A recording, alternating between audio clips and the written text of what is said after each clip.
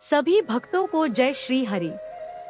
आज हम एकादशी व्रतों में अत्यंत पुण्यदायक और मोक्षदायिनी अचला एकादशी की पावन कथा सुनने जा रहे हैं।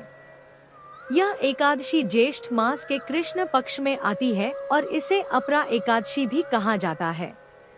इस दिन भगवान विष्णु की उपासना से सभी पापों का नाश होता है और भक्त को अपार पुण्य की प्राप्ति होती है। पुराणों में वर्णित है कि जो भी श्रद्धा भाव से इस एकादशी का व्रत करता है और इसकी कथा को सुनता या सुनाता है, उसे तीर्थों में स्नान, दान, यज्ञ और व्रतों के बराबर फल प्राप्त होता है। तो आइए श्रीहरि का स्मरण करते हुए इस पावन व्रत की कथा का श्रवण करें। युधिष्ठिर कहने लगे कि हे भगवान, ज्येष्ठ कृष्ण एकादशी का क्या नाम है तथा उसका महात्म्य क्या है, सो कृपा कर कहिए। भगवान श्री कृष्ण कहने लगे कि हे राजन, यह एकादशी अचला तथा अपरा दो नामों से जानी जाती है। पुराणों के अनुसार ज्येष्ठ कृष्ण पक्ष की एकादशी अपरा एकादशी है, क्योंकि यह अपार धन देने वाली है। जो मनुष्य इस व्रत को करते हैं वे संसार में प्रसिद्ध हो जाते हैं। इस दिन भगवान त्रिविक्रम की पूजा की जाती है। अपरा एकादशी के व्रत के प्रभाव से ब्रह्मा हत्या, भूत योनि, दूसरे की निंदा आदि के सब पाप दूर हो जाते हैं। इस व्रत के करने से परस्त्री गमन, झूठी गवाही देना, झूठ बोलना, झूठे शास्त्र पढ़ना या बनाना, झूठा ज्योतिषी बनना तथा झूठा वैद्य बनना आदि सब पाप नष्ट हो जाते हैं। जो क्षत्रिय युद्ध से भाग जाए वे नरकगामी होते हैं, परंतु अपरा एकादशी का व्रत करने से वे भी स्वर्ग को प्राप्त होते हैं। जो शिष्य गुरु से शिक्षा ग्रहण करते हैं फिर उनकी निंदा करते हैं, वे अवश्य नरक में पड़ते हैं। मगर अपरा एकादशी का व्रत करने से वे भी इस पाप से मुक्त हो जाते हैं। जो फल तीनों पुष्कर में कार्तिक पूर्णिमा को स्नान करने से या गंगा तट पर पितरों को पिंडदान करने से प्राप्त होता है, वहीं अपरा एकादशी का व्रत करने से प्राप्त होता है।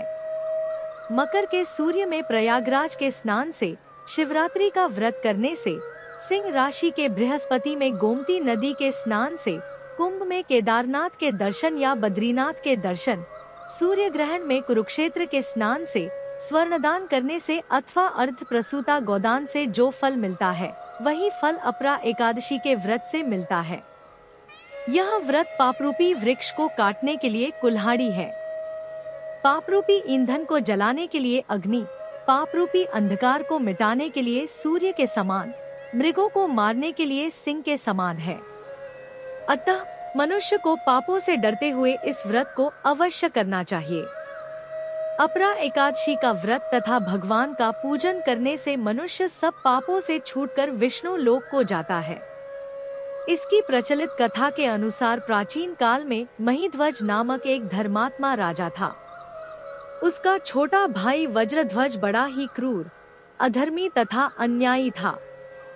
वह अपने बड़े भाई से द्वेष रखता था।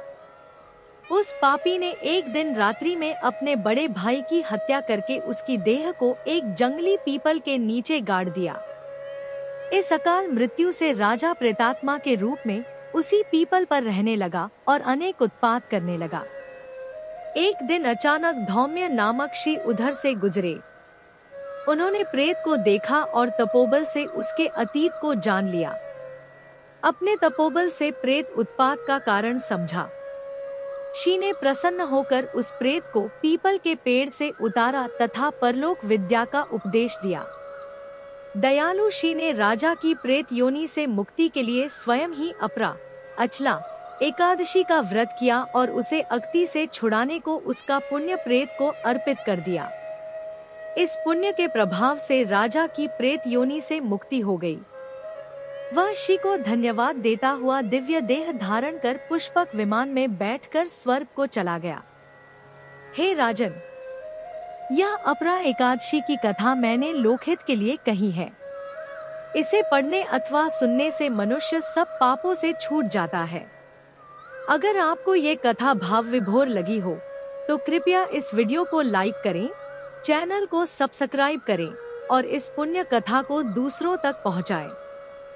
जय श्री हरि।